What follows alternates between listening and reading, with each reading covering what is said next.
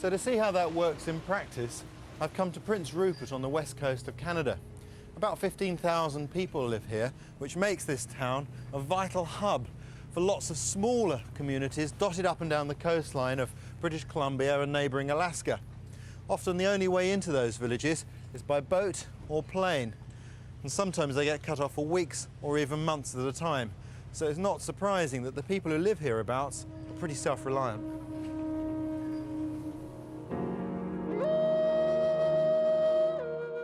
It was in this remote environment that the Wortman family, father Elmo, son Randy, and daughters Cindy and Gina lived in the late 1970s.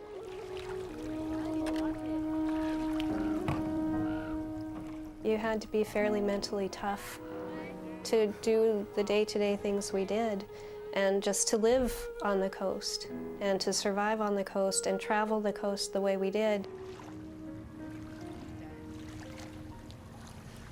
When she was just 12, Gina Wortman survived an extraordinary ordeal in the wilderness, one in which she relied as much on her mind as upon the skills she learned growing up in these wild and beautiful surroundings.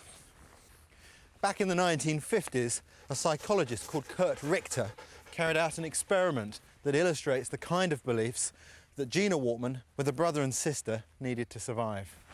He put rats into a cage which had just one opening that led into a long, narrowing tunnel. When the rats tried to get out, some of them just gave up, turned back and stayed there, while others struggled all the way through to the end and freedom. Here you go. But the experiment had two parts. He next put the same rats into a tank of water and found an astonishing difference in the way the two groups behaved. The rats that had given up in the cage gave up again. They just sank to the bottom and drowned, while the ones that had struggled free before kept swimming until they were rescued.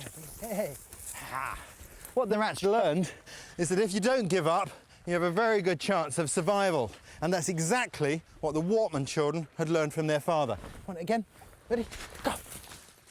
Elmo Wortman died in 1993, but when his children were growing up, he instilled in them such resilience and faith in his leadership that they survived an ordeal which might have led others to give up and die.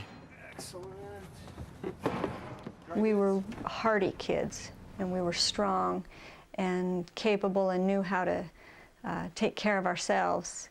And yet, my dad was the authority. It was just driven home that on the boat or in a dangerous situation, you listen to Dad and you don't question what he's telling you to do, because it could be the difference between life and death. Man, let's go. As the Wortman family left Prince Rupert one February afternoon, those beliefs were about to be tested to the limits and beyond. They were sailing to their home in Alaska, 120 miles away, across some of the most exposed and dangerous waters in the area. Their route would take them past the cabin at Rose Inlet, and I'm going to follow it as closely as I can, using Elmo's own account. They were aiming for Cordova Bay here, and from there on up to Craig. The cabin is about here. But when they got to this point, a storm came up.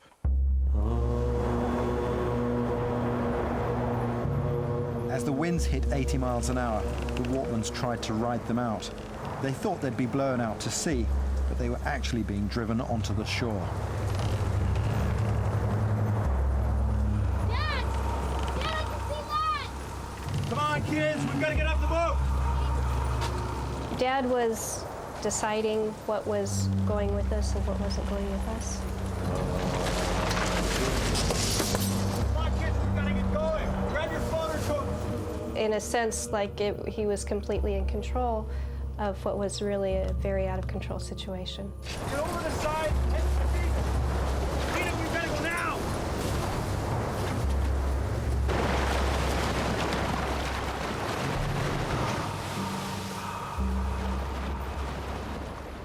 The Wortmans were in deep trouble.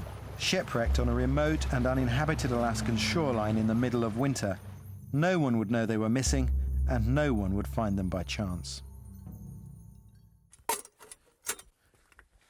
This is where they got out of the water And of course, in their situation, the thing to do is to stop. That stands for S, stop, don't panic. T, think about your situation.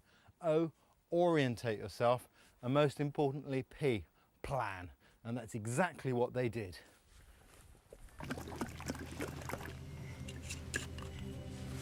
My dad started taking control of the decision making, and my brother, even at 15 years old, he was a hard worker and very focused.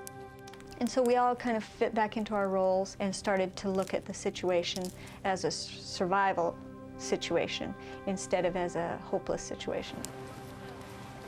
They built a basic shelter where they would spend the first night ashore and scavenged for what little food they could find. Their first meal was a handful of mussels cooked on an open fire like that. But you need an awful lot of those if you're going to survive for any length of time.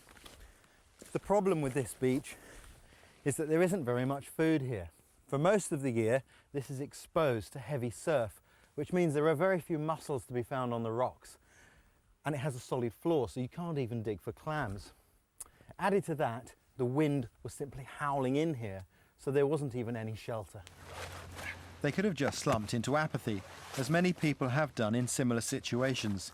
But the Wortmans knew that if they were going to live, they had to get away from here. They would have to rely on a leaking dinghy, which would only support 2 people without sinking. It would need strengthening for the 20-mile journey to the hut.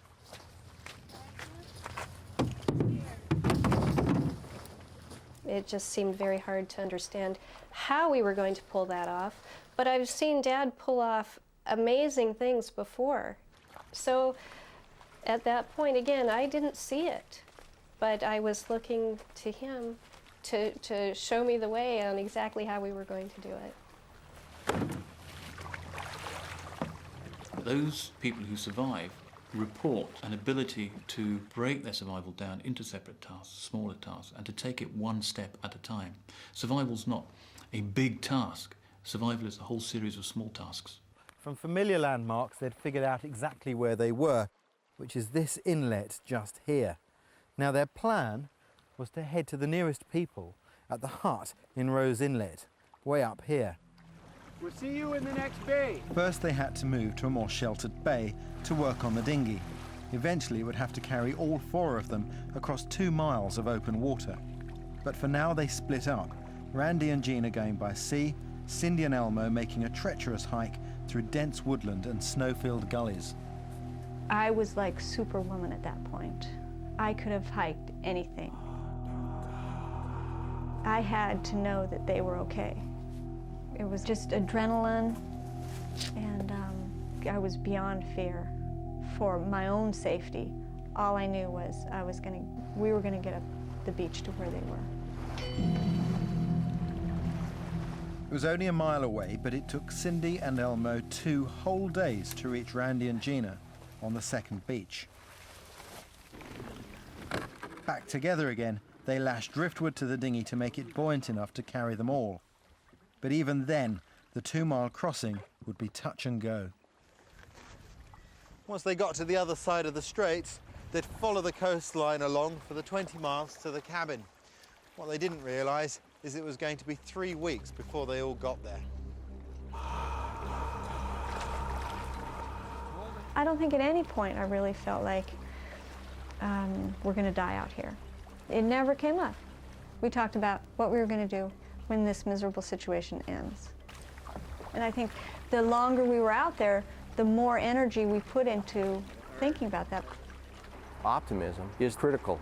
If a person is realistically optimistic that they can get through the situation, almost invariably they will. A discouragement is what changes the potential to survive to the probability that you won't.